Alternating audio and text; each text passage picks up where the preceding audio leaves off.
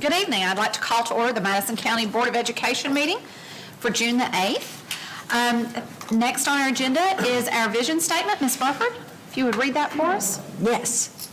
Madison County Schools, in partnership with the community, strives to equip educators and students with the skills to lead by example, develop and speak with a unique voice, and explore their academic curiosity to make a positive impact on our community and our world. Thank you very much. What I didn't mention, if there's something on the agenda that you would like to speak to the board about, there are agendas as you come in the door. If you wouldn't mind filling that information out, giving it to Ms. Wilson, and then we will let you speak at the appropriate time. Moving on is our recognition. All right, each year Madison County Schools is fortunate to be able to honor employees who have been with the district for 30 years. These individuals have been loyal and dedicated in their service to students of Madison County, and we are very grateful tonight to honor 10 employees for 30 years of faithful service. Those are Leanne Arthur, teacher at Waco Elementary; Sarah Barger, teacher at Silver Creek Elementary; LaDonna Britton, teacher at Waco Elementary; Elaine Davis, secretary at Silver Creek Elementary. Elaine, if you'd like to come on down. A few of these folks were not able to make it tonight, but most were. So as we call your name, come on down, and we'll, let's see, are we able to get a photo real quick? And we'll get individuals, then we'll get a group photo when we're done as well. Melinda Dolan, secretary at Madison Southern High School.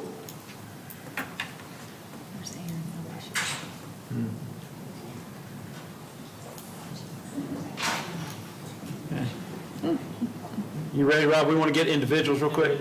Okay, step back out. We'll take just a moment. Bess, go ahead, and we'll recreate the presentation.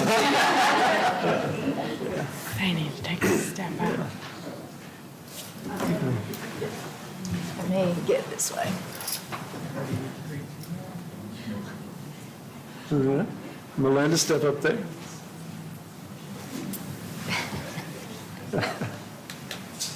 All right.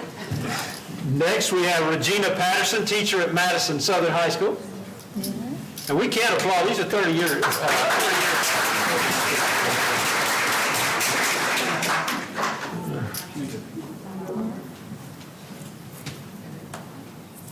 30 years, that's amazing. Michael Reister, director of maintenance.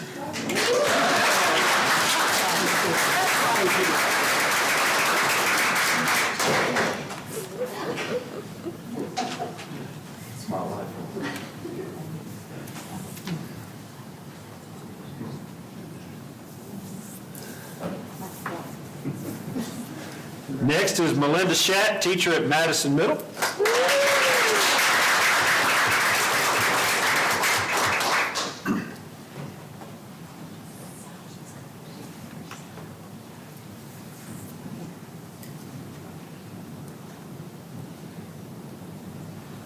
And then we also had two additional folks that were not able to make it tonight. That's Robin McDaniel, teacher at Kit Carson Elementary, and Dottie Smith, teacher at Kirksville Elementary. All right, so let's give this group one more round of applause.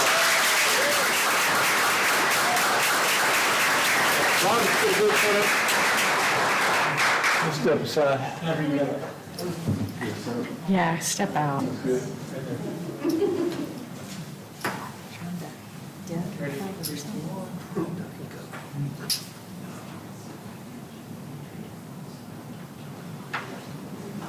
He wants all the board members. Yep.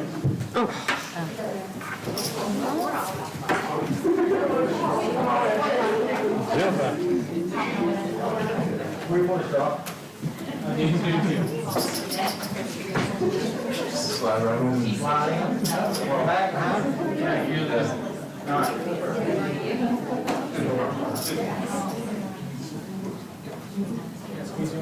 Screen them.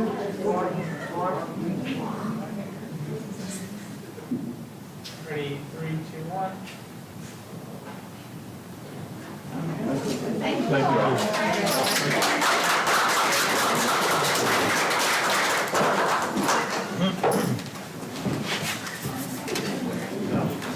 Thank you guys very much. And also we have some family members here. Thank you all for supporting those folks over the years and sharing them with us. We really appreciate that.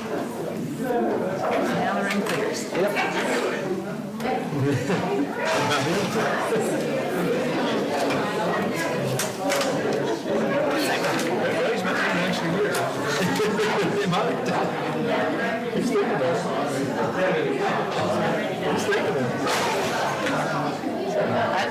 It's enough to have the conversation. Well, Lord wants nail it down.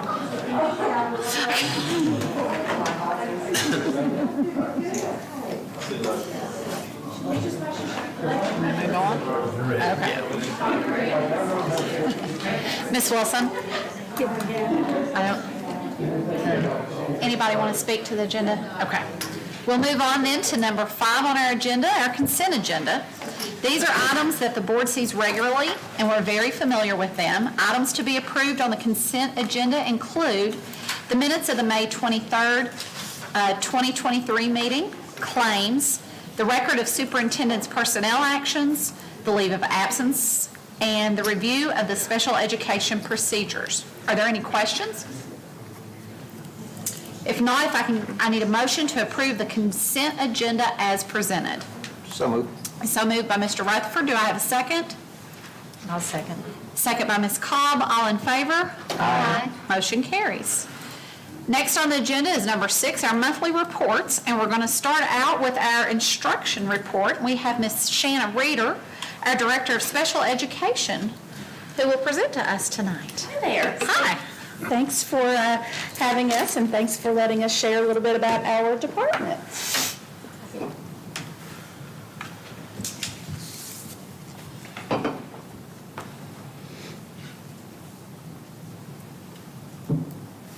Okay, so we'll start off a little bit sharing a little bit about our department. Is this my clicker here? Okay, so Madison County currently serves 2,260 students with special needs in our district. We have 13 disability categories under the Individuals with Disabilities Education Act. So that could be speech and language disability, that could be an other health impairment, that could be a specific learning disability. We have over 160 special ed staff with us in our district. 7 special ed consultants, which we are blessed to have. Our special ed consultants are chairpersons for our admissions and release committee here in the district. They consult with teachers and staff to problem solve student needs. They ensure compliance across the district. They keep us in compliance with state and federal regulations. And they also provide the training through the monthly professional learning communities that they have there at their schools. Each of the consultants typically have 3 to 4 schools on average. We have 11 school psychologists. The psychologists conduct formal evaluations for those students. They consult with teachers and staff, again, to problem solve those student needs. They review intervention data and they provide the feedback to the teachers and the schools, as well as assist with any kind of threat assessments that they have. This is just a little snapshot of us over the years. I just included the last 2 years, and the big bolded box there is our current numbers. So you can see there in 2021, our December 1 count was 1,907. In 22-23, our December 1 count was 2,013, and then the last day of school, we had that total of 2,260.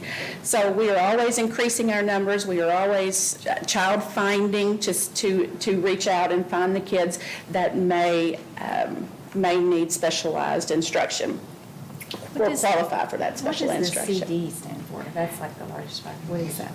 Communication disorder. Yeah. Do any of those diagnoses overlap? Or They- are those, they can, are yes. each accounted for just, They can Their overlap. top. Yes, Okay. yes. Yes, so we may have a student that has a learning disability, the same time having an other health impairment or a language impairment or a speech impairment. Okay, so we also have related services and support. So our related services are determined and provided based on the child's unique needs. So they may have special transportation. The student may require a specialized bus. We have speech and language therapists. We have 22 of those. 5 occupational therapists in our district. We have 5 vision and hearing teachers. We have 1 physical therapist, 1 O&M specialist, which is orientation and mobility, and we are also blessed to have 2 employment specialists. So our 2 employment specialists, they teach and assist at-risk kids that they help them to acquire skills needed to perform a variety of industries, including retail, food services, maintenance, auto body, office management. So they get them out and help them to learn a skill, learn a trade, get into a workplace, and a lot of our students actually end up obtaining employment at that time. Shannon? All right. Hi, I'm Shannon Cornett. So everyone has talked for years about the pandemic, and so we really had to make changes on the go, on the fly. And so we were really working hard to ensure that all of our kids' needs were met, their IEPs were implemented. The big goal was to ensure that we did not owe compensatory education services. So making sure that we're keeping up with kids, making sure kids have devices, they have Wi-Fi, they have all the things that they need. And of course, there were some who did not participate as we would have wanted them to. So then our goal when they came back was just to really push to make sure that they catch up to where we would want them to be. We also had to think about a lot of things like specialized PPE. We have kids with hearing impairments who need to see their teachers' mouths. And so we're trying to find a mask that won't fog, that has a clear. We have students who might who have medical or physical needs that may need to be changed. So, really making sure that our teachers and our staff had all of the PPE that they needed to be safe and to feel comfortable. We had dividers, plexiglass dividers made, and all the things. So it kept us really busy, but it also did a really nice job of preparing our teachers for things like NTI days, and all those things seem a lot easier now because we're really getting good with that instruction virtually. We also did offer targeted services for students who would come in, fewer students at a time. We do have some special programs in our elementary schools. We have highly structured programs, and that's for students who have more significant mental health needs or behavioral difficulties. In that classroom, they are able to receive intensive social skills instruction and direct instruction to help them participate in their curriculum. The goal for us is to foster that independence and teach those social skills so that those students can get back out into their classrooms as quickly as possible and with their typical peers as much as possible. We tried this year at one of our schools a pilot of, we kind of modified the PASS program that they use in the middle and high school and modified that to make it work in elementary, and that was really successful. So I'm hoping that we can implement that in some other schools as well. We also have students with moderate to severe disabilities, and those students are the ones that are super near and dear to our hearts. That we work really hard at all levels to make sure that not only are we giving kids those academics, but we're giving them those functional skills. Kids are learning what they need to know to fix their own breakfast. What do you need to do in the morning to brush your teeth? Getting them into those routines. And a lot of times with those students, communication is super challenging. And so sometimes we're using communication devices and eye gaze devices to try to communicate with the student and let them express their wants and needs. So those are 2 super special programs that we have. Our goal has always been that building relationships. I always say we want to give everyone a voice, all of our kids, even if they don't, if they're not verbal. We want to hear them. We want to understand them, whether it's sign language or using a communication device or pointing to pictures. So we really work hard to ensure that we have that and knowing our students and understanding their needs. But our families are so important as well. And my saying is always, it's all in the delivery. If we go into a meeting, and typically we don't get called into those fun, easy meetings that everybody's happy, we go into a meeting and realizing that we've got to listen. We have to hear, we have to build that relationship, and we have to build that trust that we are on the same team and working together as a team, all of our school-related services, teachers, families, that's really been our goal. So we have a video for you that some of you may have seen, but this is just a perfect example of some of the amazing things that happen with our students here in Madison County, and we're super blessed to get to be part of it. This is actually one of our students. Every fall over the past 15 years, Keeneland Racecourse has hosted Make-A-Wish Day. It's become an annual event for the Dorman family. Parents Kelly and Leslie and their kids, Kylie and Cody. I like the excitement of hearing them come down the stretch, and I also like to bet a couple bucks on the ones I like too. Can you see okay, bud? Cody got his wish 4 years ago, on a day that began with a visit to Godolphin's Gainsborough farm. Cody wanted to meet a racehorse, so Stud Farm manager Danny Mulvihill arranged an introduction with a mild-mannered 6-month-old weanling. We had 40-odd foals here on the farm that day, and we could have chose any one. Just what happened from there, it was special. The foal just came up, laid his head down in Cody's lap, and just spent some quiet time there with Cody. He put his nose in Cody's lap, and it just started from that moment. It was a winning day for a young man who got a tough draw.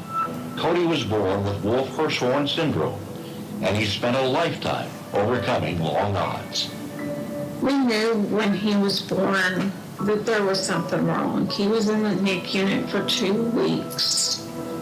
He come home on auction. They told us he would only live 2 years, and he is getting ready to turn 17. Yep. White horse, what can you see? I see a gray frog looking at me. Cody has fought for every one of those years. Just days after visiting the farm in 2018, he nearly died when a blood vessel in his stomach burst. Then when the pandemic hit, Cody's daily routine grew even more insular. You know, he's had probably somewhere in the neighborhood of 40 to 50 procedures, but the hardest thing we've dealt with and watched him go through is depression. You know, that can affect anyone. Are you ready? Yeah. Go. To lift Cody's spirits, his parents got the idea to go back and visit that horse they had met 2 years earlier. By now, the horse was fully grown, testy, and unpredictable. No one expected the same welcome that Cody received on his first visit, which is why you might say what happened next was miraculous. Cody got another wish. The horse just kept pulling until again he was right in front of Cody where Cody could stroke him again. It was like the horse knew who was there to see him. And Cody, you know, that deep belly laugh, I can count on one hand the number of times I've heard him do that. And he done it instantly. Yeah. He started doing it. From that day on, it was just a different child. It changed everything. Cody, why do you think you have such a special connection to this horse?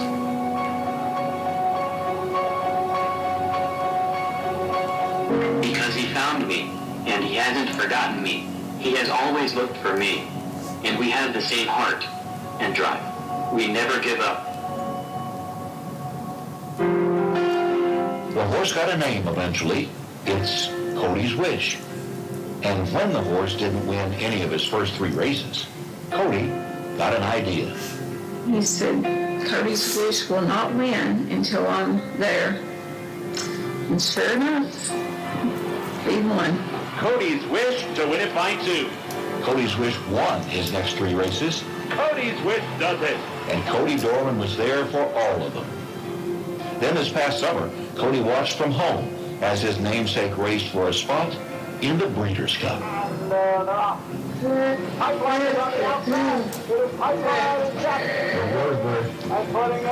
We're starting to move.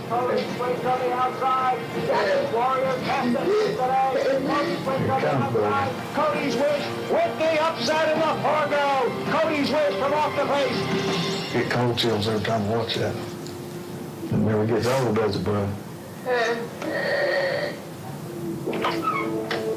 A few weeks before the Breeders' Cup, Cody asked his parents if he could get a new suit for the occasion. What it takes for him just to try it on offers a glimpse of how hard Cody and his family fight every day. But look hard enough and you can also see what it looks like when a wish comes true and how a racehorse has made all the difference in a boy's life. Some days are hard, but then you see him laughing. We went through those months that he was just so depressed. It was rough, but now all these grins and these laughs, and he'll hug me. It's kind of amazing. I think that horse has the legs he wasn't given. Put those two together, they make kind of a perfect one, I guess, for needed. He always makes me smile. I love when we just get to hang out together. I really hope this has helped someone else and makes them smile also. Thank you, Cody's Wish. You are a very special horse and a very special friend. So Cody wanted to be here with us today, but I think they weren't able to make it. So we will try to get him back, maybe to come in on another board Cody's meeting, Wish, but, a 4-year-old Kentucky what bred. questions might you have? Very good. Why didn't you bring Kleenex? Played that video, that's fabulous. That kind of sums up our special ed department. You know, I think we always know that you all work incredibly hard, but I think until you see the numbers and know, there's 2,260 students that you all support and service. That is an incredible amount. And the job you all do is God-sent, without a doubt. And we appreciate you. Thank you. Yes. I always say I have the best job in the world. Thank you, guys. No, thank you, guys. And make sure you keep coming back and keeping us updated on Cody. So next is our construction report. Beat that one, Tony. Yeah, I don't want to, you wouldn't want to follow that.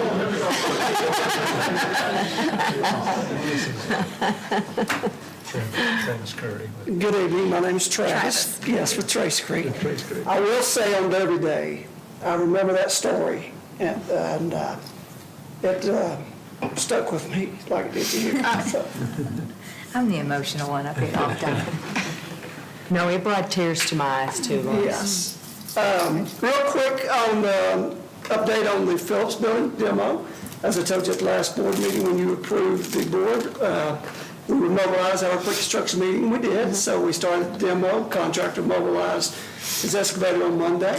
So we started tearing down some of the brick and what have you. We're going to hopefully meet with Delta Gas, with the gas company tomorrow. We found a few gas lines that we need to see what they service.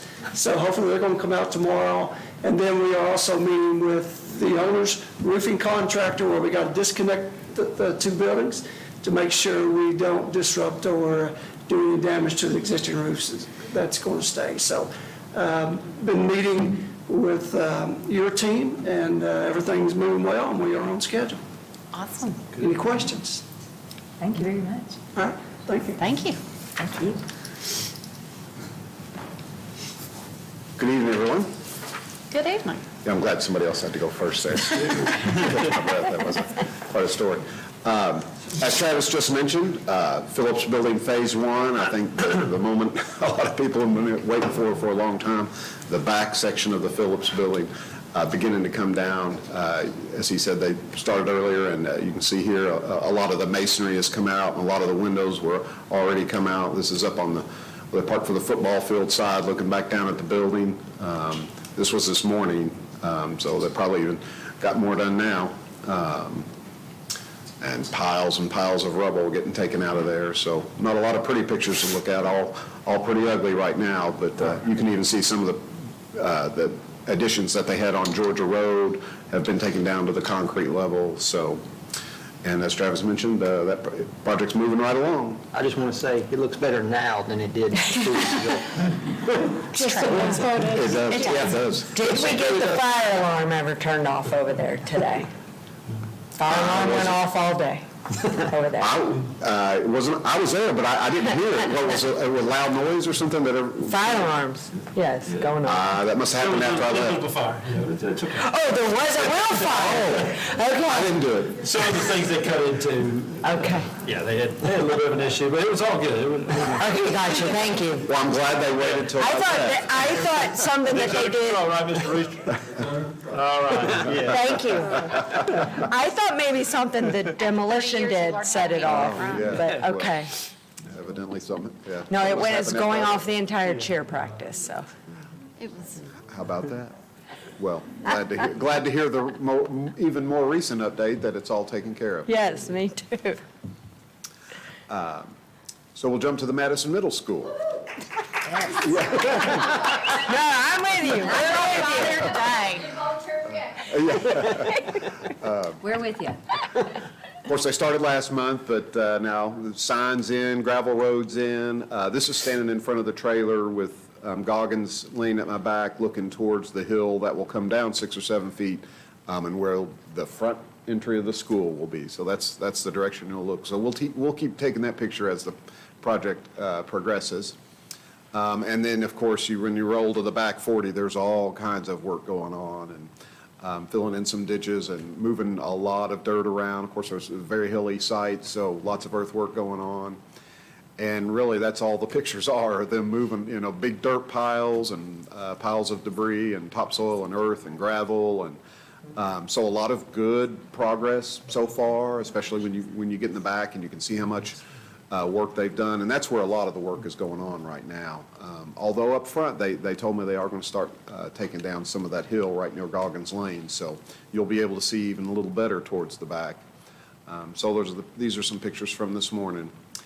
And that's the view you get if you're sitting in the soccer grandstands once this is built, looking over the softball and baseball fields. So, wow, that's just fantastic. And to the left is where some of the developers' road, the storm drains you see over there on the left is stuff that the developer's putting in. That's the edge of your property, but wow, Madison County. Any questions on the Madison Middle School project?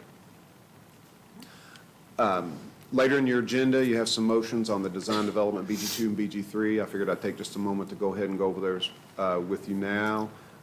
So what we're looking at tonight is the KDE required design development and the BG2 and the BG3.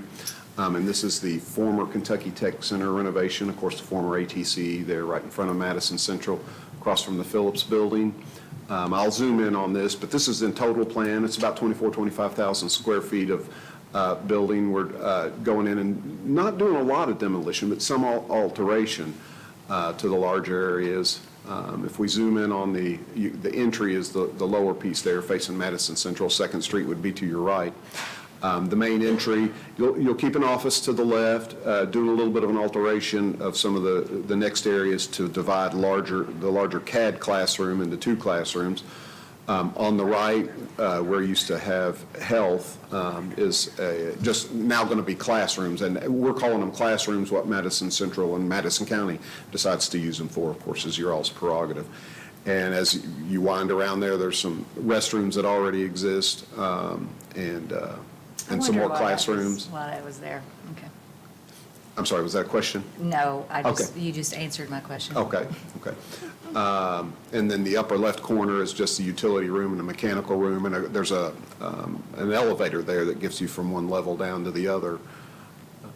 If we go to the kitchen cafeteria area, what you're looking at there where it says cafeteria is what was the welding shop, and where the kitchen was the auto shop, and where the girls' and boys' restroom is about where the classroom was for the auto shop.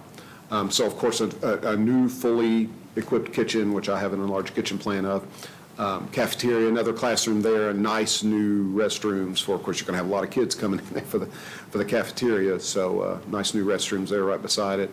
And this is the multipurpose room. You can see its relationship to the cafeteria there. A couple of big doors between the multipurpose room and the cafeteria for any kind of overflow events that you all want. And of course, I should have started by saying, of course, we've been working with Dr. Gillum and other Madison County staff to come up with this design and this scope. And of course, another classroom there. In that classroom, you can see that's a foldable wall to the left side of that classroom between the cafeteria and the classroom. So there's a lot of versatility there and a lot of options you can have with the folding door and the big overhead doors. I just had a quick Yes. question on that. Uh-huh. Kind of, on that multi-purpose, that's an awfully big room. Mhm. What do you envision that could be used for? Well, I think the intention right now is just to leave it, it's probably, and Dr. Gill may be able to speak better than I can, but just kind of leave it open as multi-purpose and that it would have potential function in the future for you all to be able to fill that space in. I'm just thinking out loud. Wonder if a foldable wall would maybe be a good idea in there, just in case you needed like extra classrooms or something. I'm just thinking out loud. Well, I think, yeah. And it's not something that you all, and as Dr. Gillum described to me, just kind of leave it, put some HVAC and air and light in it, and we're putting a couple of heat pumps over in the corner, and then you all will be able to come in and we're just leaving the ceiling open and not really doing a lot in that space, so you all can come in the future. Now, that doesn't mean we can't go ahead. Yeah, we're not doing, really, there's really no work in there that would have to be undone to do something else. Does that make sense? Yeah, okay. Yeah. I just wasn't sure. The difference between that room now and what it's drawn in here is up in the front portion, if you're looking at the top right-hand corner of that multipurpose room, there is currently a classroom that is in there, but the classroom does not go all the way to the roof or all the way to the ceiling. You know how those rooms are in there. They built interior, just concrete block rooms for classroom areas to kind of wall off. That's in there. Intent is to take that out and just kind of clean things up and leave it as is. So if we needed to come back and make them into We can classrooms come or back in and something. do anything we want to. That's right. Yes. That's right. It's better to leave it open than have to knock walls I just back down. envisioned like a completely finished room. No. Yeah, okay. No, it's a completely open. Yeah. We'll paint the walls. So we'll paint the walls, hang some new lights in an open structure, heat and cool the room. And at any point, you all decide, you know what, we need 3 classrooms, or we want to divide this in half with a folding partition. You will have that option. And if that happens before we bid, then right now, it's all an option. Thank you. The kitchen, pretty much a full kitchen. You'll have a serving line with cooking equipment, dry food storage, cooler freezers, a large door to the back. Of course, that goes to the back where it's a fenced-in area right now. So the delivery truck will be able to drive right up through there. Of course, we don't have a dock, but a lot of those trucks have lifts anyway. So they can, or ramps, but we do have a large door there for them to be able to come right in and deliver food. Of course, office, dishwash area. Most of the equipment is going to be new in this contract, as part of this contract. And there's really, design development, we usually give you enlarged plans. Well, the kitchen's the only thing in this facility that hasn't enlarged plans. We give you elevations. We're really not doing anything to the exterior because you have good brick. We are insulating the walls. So not a lot going on. From the outside, it'll look the same. You all may decide to put some different signage on it later as to exactly what to call it. I did want to show you this too, because hard to see really what's going on here, but it's important for you to know that one of the major things that's going on is an HVAC renovation. So this is the engineer's drawings of all the heat pumps and ductwork that you're going to see that's a part of this project. So that's one of the biggest things that's really going on. So as part of this design development, I thought I'd just show you that they, they're this far ahead and they've got all their ductwork and exhaust fans and heat pumps designed and installed in the facility. Where do the students, teachers go if there's a storm, or where's that in that building? Well, it's not. Like a tornado? Well, it's a good question, but I would say. Thank you. Typical to what you did previously. Now, of course, Madison County may have some protocol, but wherever you went previously, which I assume was all. So they're going to have to corridors- go back over to Madison Central? Oh, No. They get in the hallway. Oh, in the hallways, okay, got it. Right, okay. Yes, yeah. Going back to the cafeteria, what kind of capacity do you expect to seat in there? We talked about seating 300. Okay.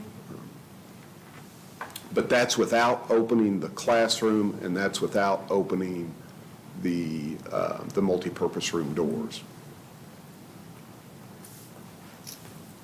Is one design feature that's in there now, as you see, going into that multipurpose room out of the cafeteria, you see those two spaces, envision roll-up doors right there. So it'd be kind of a garage door type, only roll-up instead of fall back in the room. Create additional open space.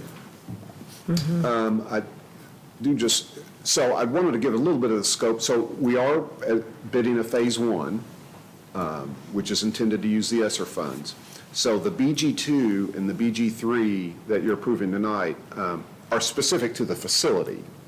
But there'll be two different bid projects relative to this former tech center renovation. Phase one is the HVAC package, which includes a little bit of ceiling demolition, light demolition, things like that, because you have to do that to be able to do the HVAC work.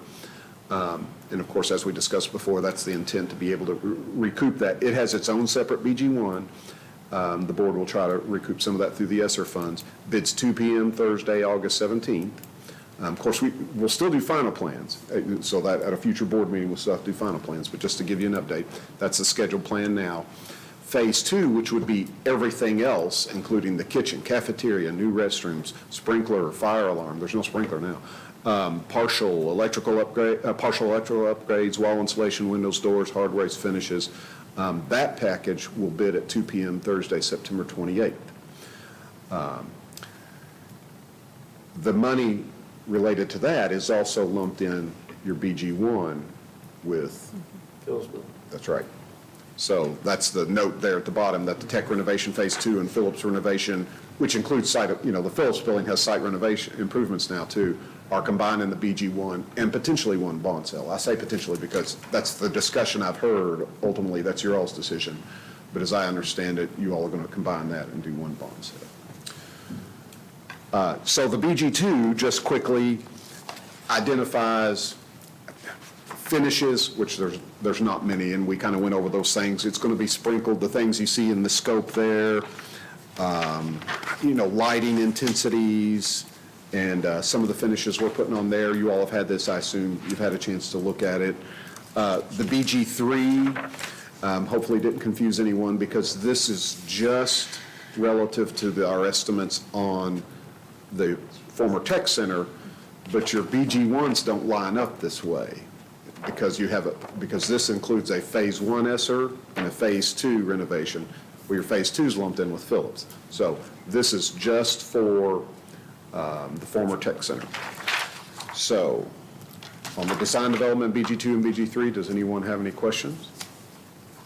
So if we're combining the renovation and we're not doing the bid until the end of September, does that mean we can't start anything at Phillips until all of that gets?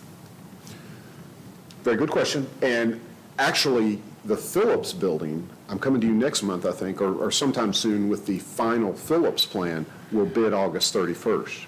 And of course, there's the phase one demolition going on now, which will work, there's been the asbestos abatement and the phase one demolition. And we're currently still working on finishing the final plans for the phase two Phillips, which will bid before this phase two renovation. So yes, the Phillips building will bid earlier in August, and that work can go ahead and get started. So we don't have, since we're combining them, we don't have to wait on this one. You can, Yeah. right, and that, again, that's a good question, because, and I know it gets a little bit confusing, but you can bid one and then a month later bid the other one, and revise your BG1 after the second bid, and then do your bond sale after the second bid. Technically, when you sign a contract in the Phillips, that means you're floating for a little while, but you probably won't get a payout for 60 or 90 days, so when I say floating, any money that you spend out of general fund, you'd get right back again. And Mark just cringed when I said general fund. We might need a whiteboard with an ongoing timeline. Yeah, that's exactly what we have, and that's what all these sheets are, each of your projects with yellow highlights about all the board meeting dates, design development dates, final plan dates, and bid dates. So. There you go. Anybody else have any other questions? We'll come back to vote down in the action agenda. Yes, thank you. Perfect, thank you. Next is item 6C, Mark Woods, our Chief Financial Officer, giving us our finance report. Good evening. Good evening. All right, we'll start with our bank reconciliation. As of May 31st, the district ended with a reconciled balance of $571,959.27. You can see the fluctuation there. It's really in the construction funds, and it's just timing of things, spending down on some projects, saving as we're going into funds that we have to put into new projects that we've just recently sold bonds for. We have cash requirements that we have to put in there. So we have to hold those until all that's finalized. So that's your difference there. Of the reconciled balance, the district has $20,240,990.65 in investments. Those range from 4.3% to 4.5%. We've had one of those mature this week. The 6-month T-bills that we purchased matured this week. We did really well with those. I decided, with us going into our summer season of payrolls, I went ahead and had the money come back to us for cash flow purposes. But I'm going to look, we'll have all of our payrolls run within the next 2 weeks. The early processing on that, and I should be able to repurchase, I'm hoping to anyway, at least with maybe a smaller portion, but I did check rates on that. And everything that we are we're purchasing and investing in right now, we're doing 3, 6, 9. The Fed's opened up a new 4-month T-bill that we do have the option of, and all of those are 5% and higher. So hopefully we can take advantage of those while the rates are still up. So I continue to monitor that so we can maximize all of our investments. You also had a balance sheet and revenue expense report for May. I've looked through it. We're on track. Everything's trending the way it should. Of course, you will see in there after our last meeting where we did the budget and we did some working budget adjustments. Those caught up because those were posted in May. So the budget reflects what you all approved last time. Any questions?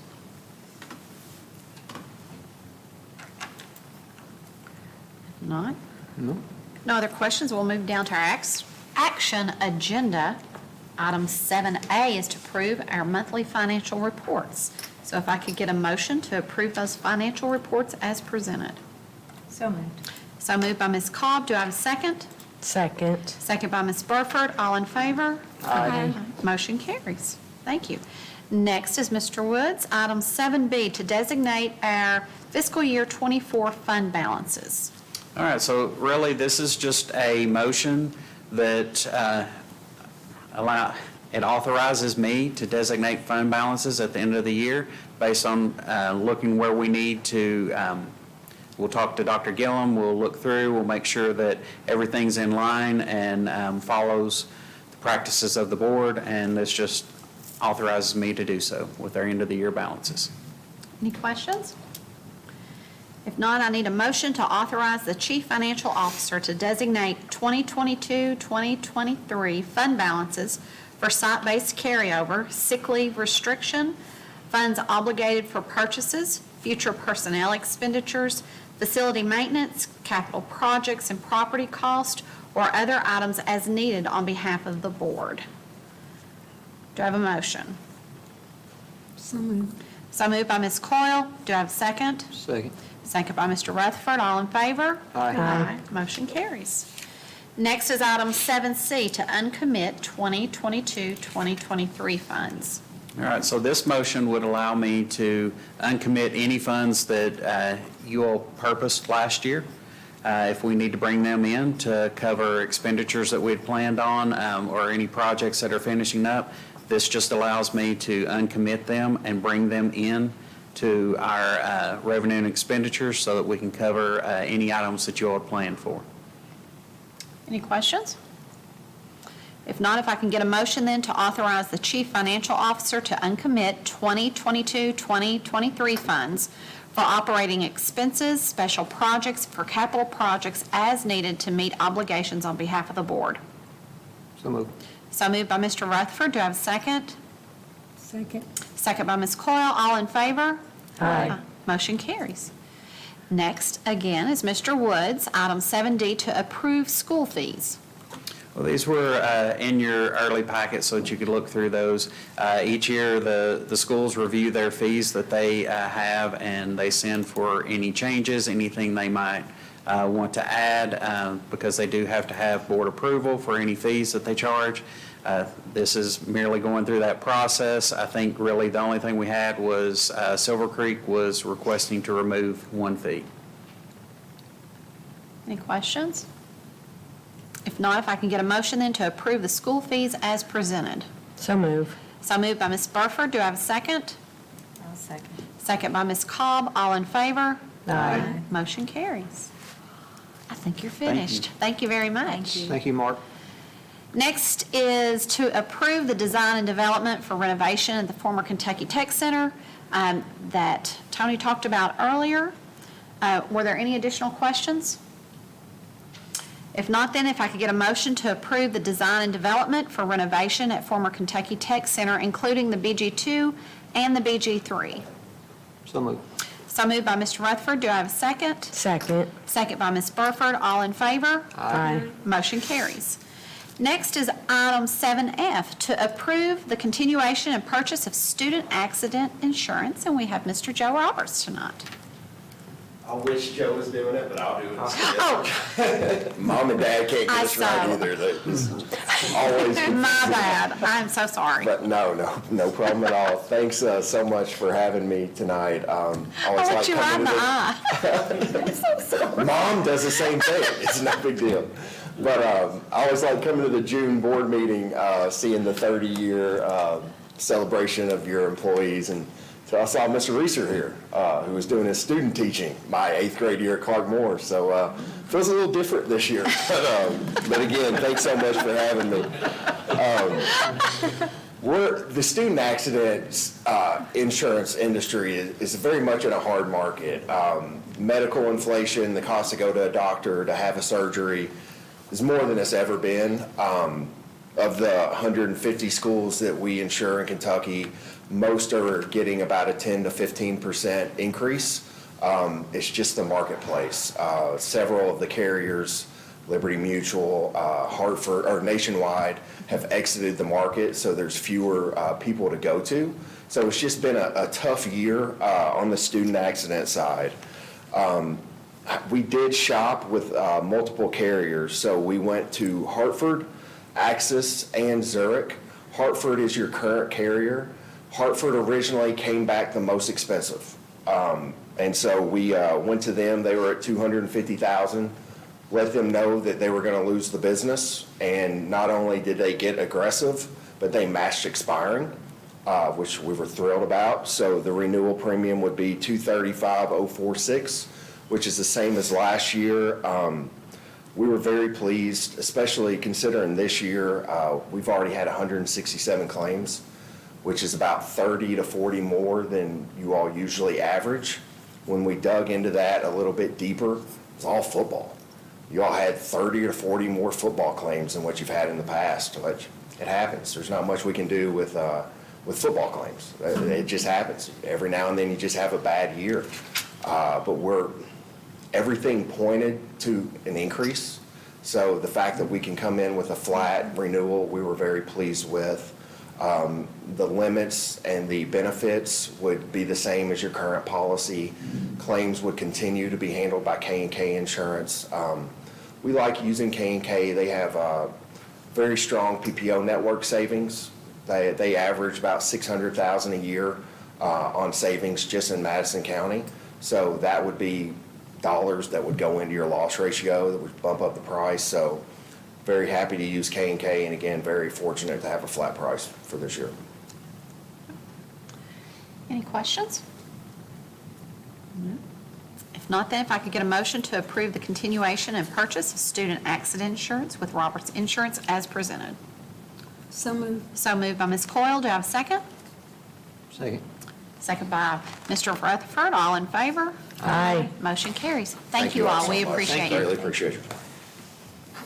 Next is item 7G, to approve continuation and purchase of general liability, property, workers' comp, fleet, and pollution insurance. We have Mr. Livingston with us tonight. Good evening. I apologize. I came in with my hair on fire coming from Louisville. It's spring, summer, and all the roads are in bloom with road construction. It took me 2 hours and 15 minutes to get from downtown Louisville to here. So I thought 2 hours would give me plenty of time, apparently not. So You got here in time. yes, yes. So basically, what John was saying about the marketplace continues to hold true with property and casualty. What we've seen with property rates, and I think I sent a sheet that showed from 2018 to present what the property rates have done with KDE, your per square foot, the minimum requirement that they do, they've increased anywhere from 38 to 66% just in values over those years. Some interesting things that are happening in the market. I don't know if you all have followed the news in California. State Farm and Allstate have exited the state. They're leaving. They're not going to be writing any property going forward at all. There's conversations about Florida having the same scenario, and they're beginning to call Western Kentucky and moving into Central Kentucky Tornado Alley now because of all the storms, the windstorms we've had, a couple tornadoes that were severe. But we have carriers not only in the school realm, but on the commercial side that are starting to pull back on writing property in the state because it's so bad. The other thing about property as well, insurance companies buy reinsurance. So you buy insurance to insure your risk that you have, and then insurance companies do the same thing. So they'll have a deductible or self-insured retention, whatever you'd like to call it, and then they buy reinsurance above that. And the reinsurance market this year for them, they typically renew 6/1 and 7/1, and reinsurance costs have gone up anywhere from 50 to 71%. So when you see what you have right now and what all the schools are receiving, those were all released before they actually knew what their reinsurance costs were going to be. So not to move on to next year already, but I don't see anything getting better from that aspect because of reinsurance costs, because we already know that they've got to recoup those costs in some manner, and hopefully the whole industry has a good claims year, but we'll see on that. But on your comp side, your mod ticked up just a little bit from a 0.96 to a 0.99. Payroll was up, but your premium is essentially flat. It was $1,000 different from the expiring. So I will let you all ask any questions that you may have. You have a lot of options sitting there in front of you, so.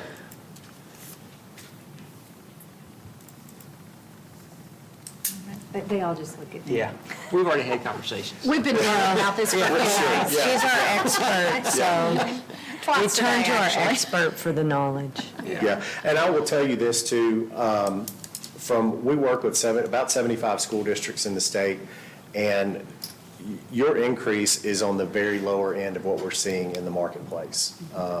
I have delivered 2 30% increases. And that's a hard conversation to have because every time these costs go up, it affects being able to hire a teacher or a bus driver or maintenance or custodial. So I totally understands that. I get it. You know, my wife is an assistant principal in Scott County, and we talk about that all the time. But you are on the lower end of what everything is increasing this year. Well, and I know you've worked with Lori over the last day or two to realize some savings. So we definitely appreciate Lori's expertise and your all's willingness to work with us on those things. So that was good news. I think based on those changes you and I talked about, I think our best option is this option 4 to do the 90% and increase that wind and hail deductible. That saves us right around $50,000 from the original. And that's a teacher, like David said. Yeah. And you've not had a property claim in 4.5 years, 5 years, so, I mean, I think that's a very prudent move. Any other questions? Okay. If not, then if I can get a motion to approve the continuation and purchase of the insurance package with Houchins Insurance Group that includes liability, property, workers' comp, fleet, umbrella, and pollution insurance as presented. So moved. So moved by Ms. Cobb. Do I have a second? Second. Second by Mr. Rutherford. All in favor? Aye. Motion carries. Thank you. Thank you so much. Next is item 7H, is to approve the train PO. This is for the clean air intake and controls at Ferristown Middle School and B. Michael Caudill Middle School, and will be paid for with ESSER funds. Do I have any questions? If not, if I can get a motion then to approve the train purchase order in the amount of $250,000. So move. So moved by Ms. Burford. Do I have a second? Second. Second by Ms. Cobb. All in favor? Aye. Motion carries. Next is to approve an agreement with ACT. This will provide the ACT to all sophomores and juniors for the October fall testing. The total for the ACT PO is $68,400 based on 1,800 10th and 11th grade students. Any questions? If not, if I can get a motion then to approve the purchase order to ACT in the amount of $68,400. So move. So moved by Ms. Burford. Do I have a second? Second. Second by Ms. Coyle. All in favor? Aye. Motion carries. Next is to approve the renewal of our Infinite Campus system. Does anybody have any questions? If not, if I can get a motion then to approve the renewal of the Infinite Campus system agreement for $67,542.80.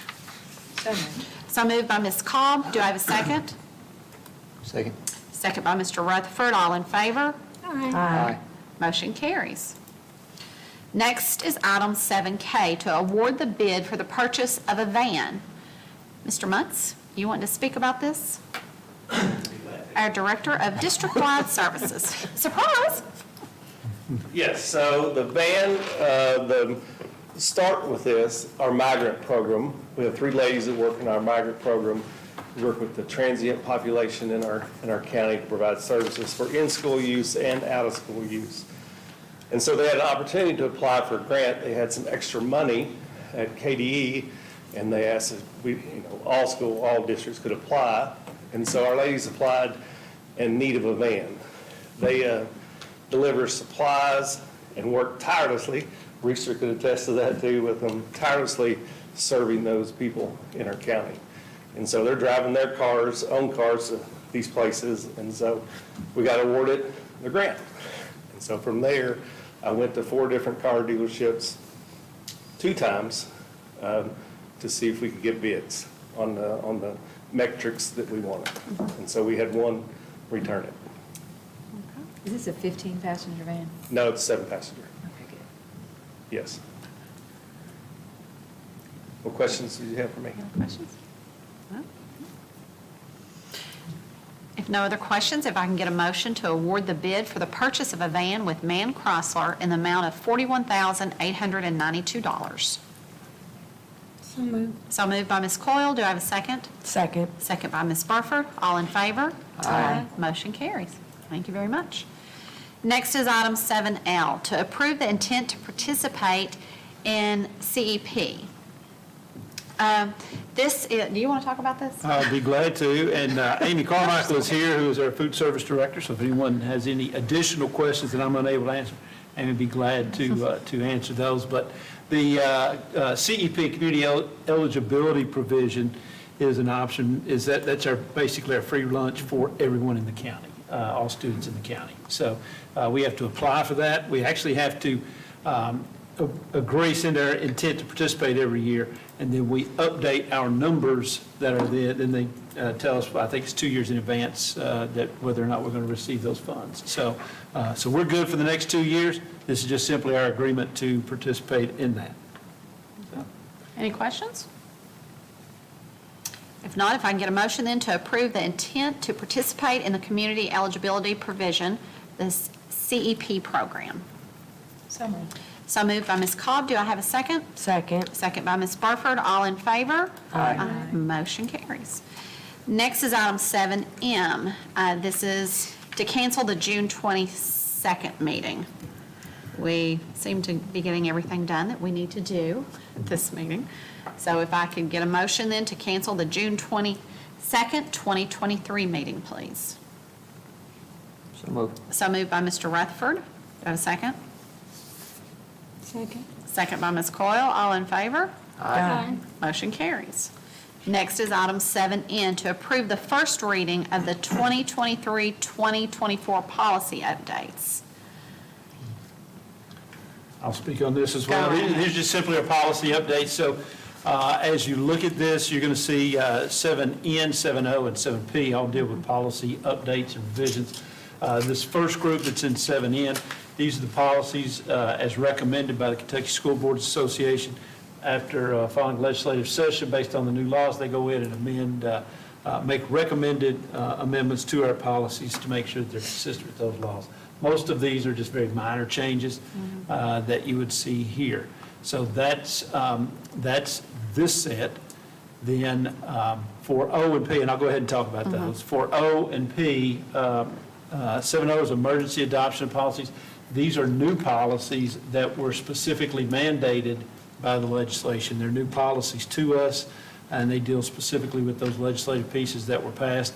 And they were also passed as emergency provisions, so we have to immediately get an adoption. So that emergency adoption, we'll go ahead and put these in effect immediately. And then the last piece right there is approved first on 7P. Those are two policies that we have made internal minor adjustments to, not the ones recommended by KSBA, but they're very minor. It's just an addition of a clarification piece. So that's what we see here. In the only thing that I would say that is substantive in 7N is the elimination of the emergency day policy, in which case we would eliminate the emergency day for employees, but replace that day with a personal day. And so employees have the same number of days. They would have the 10 sick that they've always had. Rather than 2 personal, they would now have 3 personal. And rather than 1 emergency, they would not have any emergency. So same number of days, it's just a personal. That provides an advantage to our employees. The advantage is twofold. One, the personal day, taking a personal day is not as restrictive as an emergency day. Emergency day, there's only 3 specific reasons why you can take that. A personal day can be taken for any personal reason. So if they did have, say, a death in the family, they can use a personal or sick, either one, on that particular provision.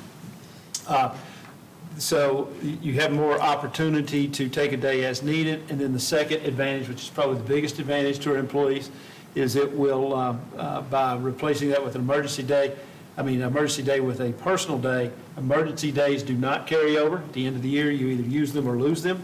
But a personal day can carry over. So if a teacher does not use that emergency or that personal day now, it would convert to a sick day at the end and accumulate over years. So So it's a benefit to our employees both ways. Any questions about any three of these? We'll just zip through them all and get a motion on each one of them. If there's no questions. First is item 7N, if I can get a motion to approve the first reading of the 2023-2024 policy updates as presented. So moved. So moved by Mr. Rutherford. Do I have a second? I'll second. Second by Ms. Cobb. All in favor? Aye. Motion carries. Next is item 7O. I need a motion to approve the emergency adoption of policy 08.11311, 08.13531, 08.23, and 09.141. If I could get a motion to approve those? So move. So moved by Ms. Burford. Do I have a second? Second. A second by Ms. Coyle. All in favor? Aye. Aye. Motion carries. Next is 7P, to approve the first reading of revised policies 03.121 and 03.221. If I could get a motion? So moved. So moved by Mr. Rutherford. Do I have a second? I'll second. Second by Ms. Cobb. All in favor? Aye. Motion carries.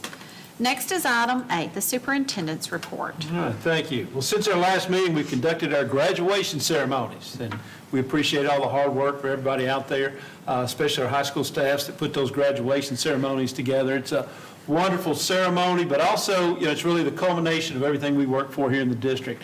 And one event that last week, I always like to mention this, the last week of school for those seniors, it kind of brings everything together. Our seniors get back out into the elementaries and they walk through their elementary schools, and that way, that provides the opportunity for those elementary teachers and the students to connect that first day in, back whenever they were in preschool or kindergarten, all the way through the graduation. So that's just a wonderful event for students and teachers alike.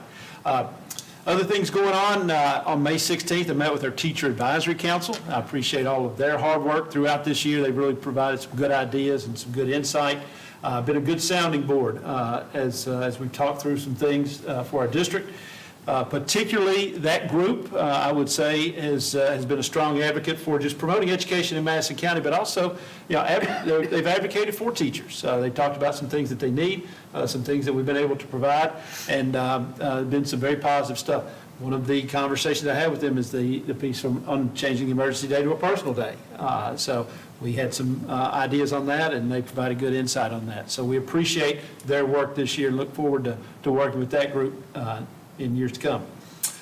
June 6th, Tuesday night, that was our retirement dinner. Of course, we saw our 30-year folks here tonight. A couple of them were actually retired, but most of that group's coming back next year. But it was a great evening on Tuesday night to be able to celebrate with all those retirees, and we wish them the best in their retirement. I will note we do have a couple of principal positions that are open in the district. I have met with SPDM councils at those schools to move forward with those processes, so we'll be getting some new principals in place very soon in a couple of our schools. Other than that, you heard construction. We've been very busy with construction. All those projects, as you see, are moving on. The rest of my time over the last month has been spent with those typical end-of-year events, which is wrapping up summative evaluations, doing budget preparations, and also on policy review that you got to see tonight. So overall, it's been a good year. I appreciate everyone's work and support, and particularly the support of the board. As you guys have worked hard this year to provide for our district, for our students, for our community. I hope all of our staff members have an opportunity to relax a little bit over the summer, and then we'll be ready to go for the 23-24 school year. That's my superintendent report. Thank you. Next is item 9, comments from the board. I just want to say real briefly that I have received, and I'm sure you guys have received, several thank yous from last month's meeting where we gave the raises to our staff. And so I've received several emails and phone calls saying thank you. So I'm always like, no, thank you, so happy to do that. So. Anybody else? If not, then we're going to move on to item 10, and we're going to enter into executive session to discuss pending litigation for which disclosure would compromise posture. If I could get a motion to enter into executive session to discuss pending litigation for which disclosure would compromise posture per KRS 61.8101C. So moved by Ms. Coyle, second by Ms. Cobb. All in favor? Aye. Motion carries. We're in executive session.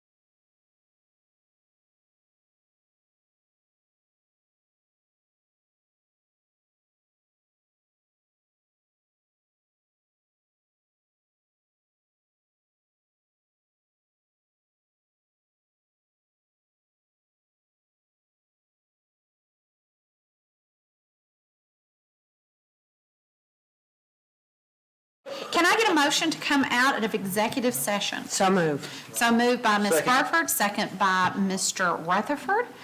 There were no actions resulting from the executive session, so if I can get a motion to adjourn. So moved. So moved by Mr. Rutherford, second by Ms. Coyle. Ms. Coyle. All in favor? Aye. Motion carries. We're adjourned. Thank you all.